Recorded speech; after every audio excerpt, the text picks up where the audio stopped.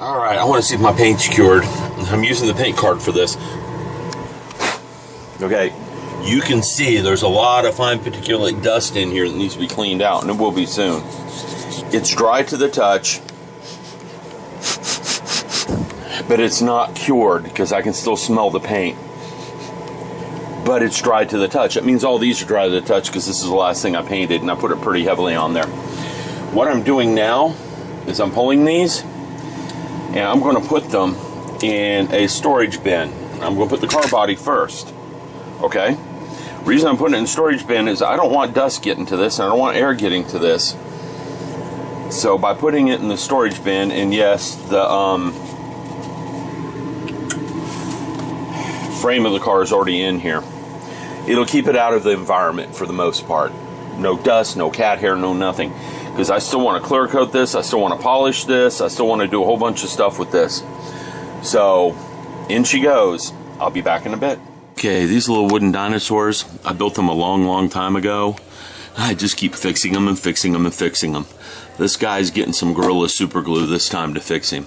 And I've almost got my workbench cleaned up. It needs a good dusting. I'll get a vacuum cleaner in here this weekend and clean it up real well. Because that'll work better than well, put it this way, when I'm done with the vacuum, then I'll clean it up with some water or something to make sure I get everything. But you can see my work area is a lot cleaner than it was. Alright, be back in a bit. Poor Mr. Dino, it looks like surgery's a success. And if we come over here, I painted up some exhaust. I'm going to have to add another color or two to this, and this isn't painted all the way out because that's up against the body of the car. I'll probably have to strip some of that paint off before I can glue it on. I also painted up disc brakes. We're going to check those in a second to show you how they came out. This all-clad dries really fast. I mean really fast. It's pretty much dry. So I'm going to pull the silly putty off those discs and let you guys see how this looks. Here, let's do one real quick. Let's walk over here where I got some light. I'll set my camera down. And I'm going to pull the silly putty off. And voila. Look at that. I have a rusty inner ring and a shiny outer ring, and the edges are rusty, just like I wanted. Almost perfect. I could have done a little bit better, but I'm not going to complain about that. Alright, I'll be back in a little bit. I painted the body of the Honda yesterday. I put it in here to dry to keep the dust and stuff away from it. It was sealed in a box, but it is outgassing alright. And as soon as you open that box, you get overwhelmed with the fumes. So here at least some air can get to it and circulate. But with that shut like that, not much dust is going to get it. That way it can cure it properly. Alright, back in a bit. Alright, a few questions have come up on how I do my masking. I'm not using a masking fluid. I did use a masking fluid for a little bit, and I'm not liking it, and I'm going to quit using it soon. It's a Micromark masking fluid. It sticks to certain paints a little too much. They warn you to test it beforehand. Thunder, you're going to break something. There's birds in the window, and Thunder's in the window over here, and he's just knocking everything out of the way so he fits. The problem is he's a big cat, and there isn't room for him and the stuff in the window. But anyhow, my current masking fluid of choice is silly putty. You know, the stuff that comes in these little eggs. It does not work for everything. I'm going to warn you that right now. Okay? It works for quite a bit. It works for what I'm going to do with these brake calipers right here. Okay? What I'm going to do is I'm going to mask off everything but the brake caliper real quick. And the silly putty is going to be wonderful for that. Because you can shape it and sculpt it the way you want it fairly easily with your fingers. And I'm just blobbing it on here because the only thing I really want showing is the brake caliper itself, and it adheres to surfaces very, very well. That it does. And you can sculpt it with a toothpick. Sorry about the sniffles. It's allergy season and my allergies come and go. I actually am very sensitive to the preservatives they use in allergy medicine, so most allergy medicines I cannot take. which means I get double whammied. If I try to take medicine to fix my allergy problems, I get whammied, which isn't any good. But anyhow, I'm literally just gooping, clumping the silly putty on there. As you can see, and just leaving out the part I want paint on. And the paint will do its job from there. It takes a little bit of patience to sculpt this stuff where you want it, but it can be done. Okay? It definitely can be done with silly putty. And it's reusable. It's relatively cheap. You pay $1 something for it. And then you got masking fluid for quite some time. Again, it will not work in all applications. It just will not work in all applications. It does work for what I'm trying to do here. However,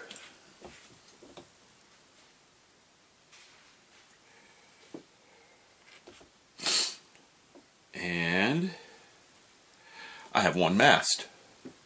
Now on to the other 3. I gotta love allergy season. Just absolutely love allergy season.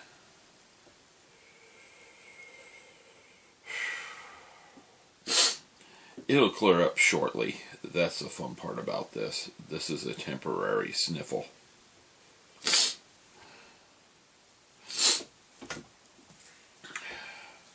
One solution to my allergy problems would be to move north. I grew up in Colorado, Denver to be precise, and didn't have any allergies there. It's here in Texas I have allergies. We live in almost the allergy capital of the world here. One of the most harsh places for allergies in the nation. Thunder, you may quit that right now. Down. Down. I'm tired of you knocking over the alclad paints. Okay? I know you're not doing it on purpose, little one. I know this. But I have to reshake those paints every time you knock them over so I don't lose the pigments curing at the top of the paint. Now I might be uptight and anal about that. Who knows? But those paints aren't all that cheap, and I don't want to find out the hard way. I think some of you will agree with that one. I'm on a limited time frame here, so I gotta get this masking. Thunder, do you do that? Do you? I'm gonna stop recording for a little bit. He's just in a mood. I got them all 4 of them masked. They're ready for their next coat of paint, and this is the last coat on the brake calipers. Once they're done, I'll be ready to do the suspension work, but I'm going to do the engine first. So I'll have everything painted but the interior of the car. The body needs a clear coat. I've had it sitting in storage for a bit. I got one more thing to mask. Then we're ready for some paint. Now, one problem with silly putty. I have to check that mask job again before I paint because I can't paint it right now. I don't think I have the time before I have to go to work today. Okay? I just don't think the time's there.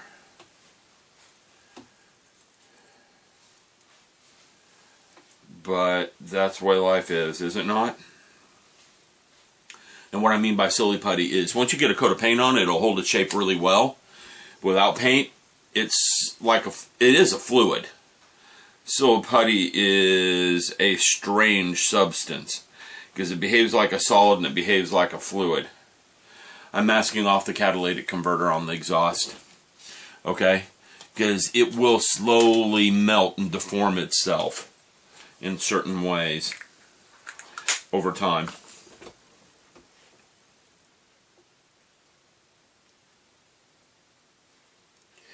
And it will adhere to surfaces really well because it's kind of semi-sticky. It doesn't leave an oily residue behind. So there's no residue or anything to worry about when you're done masking it. Okay. So that's pretty good stuff for what I'm doing here.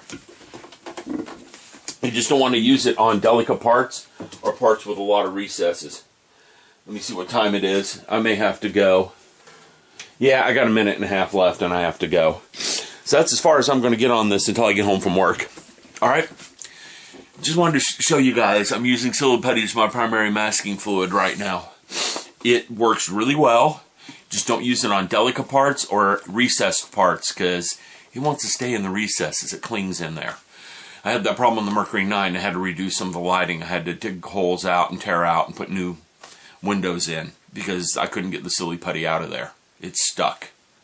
Okay, so don't use it in recesses and don't use it on delicate parts because you have to pull the Silly Putty off and you'll break the parts. It clings fairly well, but it won't stick permanently to anything. Once you get a film of paint over it, it holds its shape. It's some interesting stuff, and it's a good masking agent. Just you gotta know when to use it and when not. I need to find a replacement for all for Micro Mask. I have this stuff.